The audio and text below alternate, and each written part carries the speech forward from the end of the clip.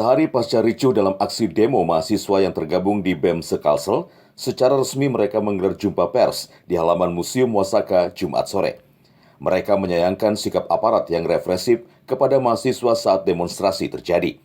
Rizky Ansari, salah satu peserta aksi dari Poliban, mengaku sempat dicekik oleh oknum aparat.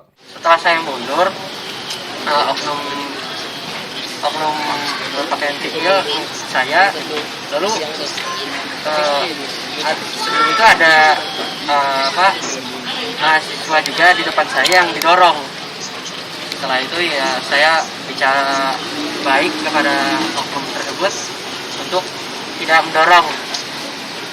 Setelah itu emosi oknum tersebut lalu menunjuk saya, lalu mencekik saya sampai ke pinggir pagar.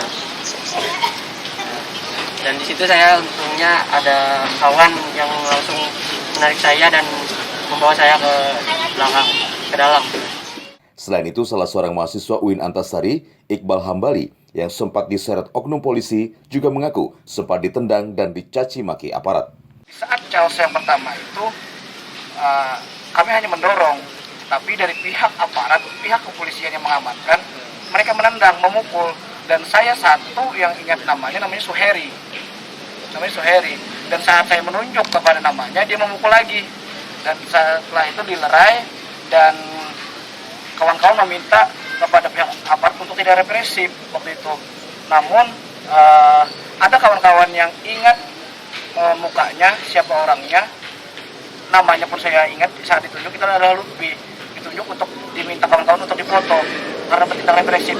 Dan saya jengkelnya, dia berlagak seolah-olah orang yang tidak berdosa dan tidak berbuat kesalahan dengan menyodorkan mukanya untuk dipoto.